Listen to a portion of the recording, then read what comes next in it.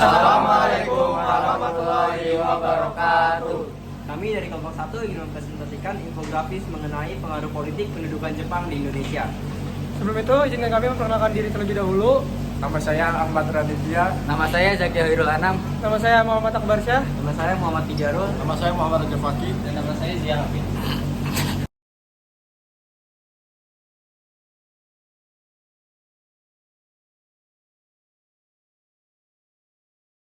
Selanjutnya kita ke struktur pemerintahan era pendudukan Jepang.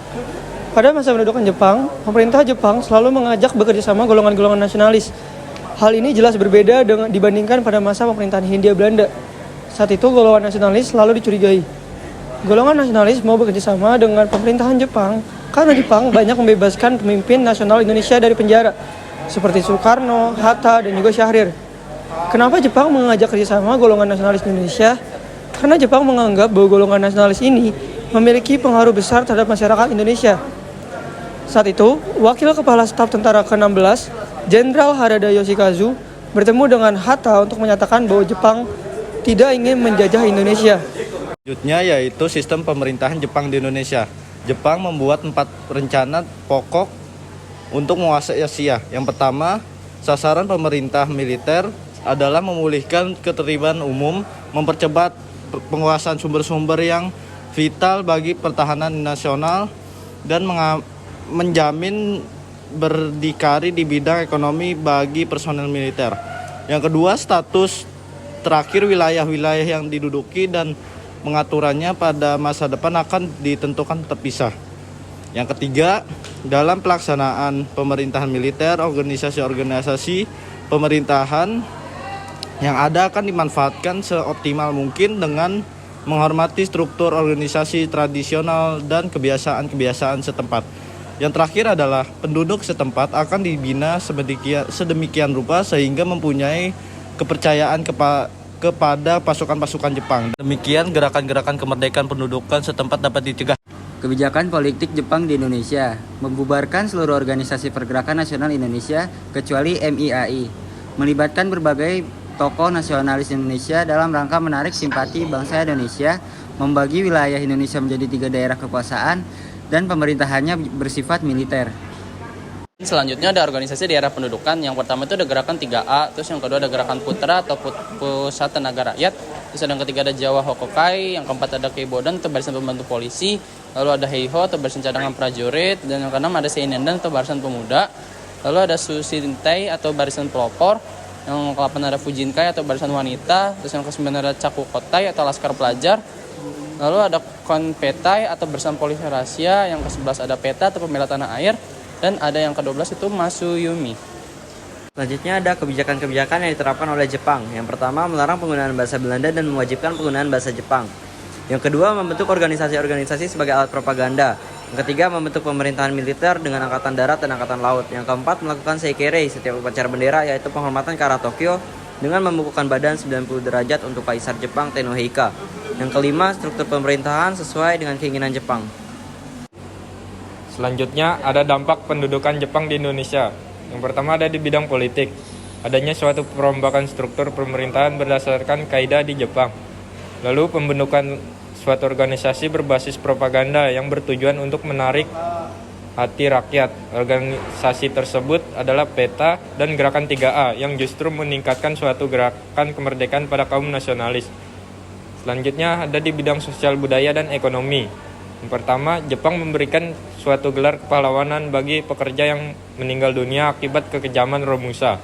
Gelar tersebut bernama pahlawan pekerja atau prajurit ekonomi. Yang kedua, ekonomi merosot turun akibat masyarakat tidak dapat mendapatkan bahan makanan dan muncullah berbagai penyakit seperti diare dan kudis. Yang ketiga, adanya pasar gelap yang menyebabkan kenaikan inflasi secara drastis. Selanjutnya ada di bidang pendidikan. Adanya suatu aturan untuk belajar wajib hanya selama 6 tahun dan mewajibkan bahasa Jepang sebagai materi pelajaran yang wajib dikuasai. Lalu budaya dan adat istiadat Jepang diperkenalkan dan bahasa Indonesia menjadi bahasa pengantar wajib di seluruh sekolah di Indonesia.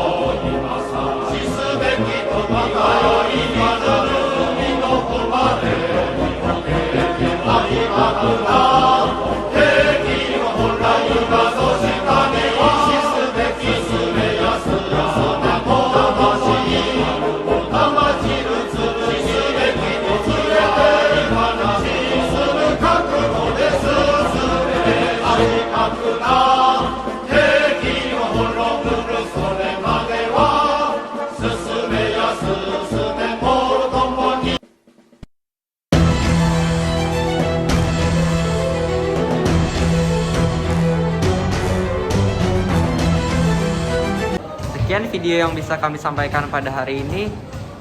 Terima kasih. Wassalamualaikum warahmatullahi wabarakatuh.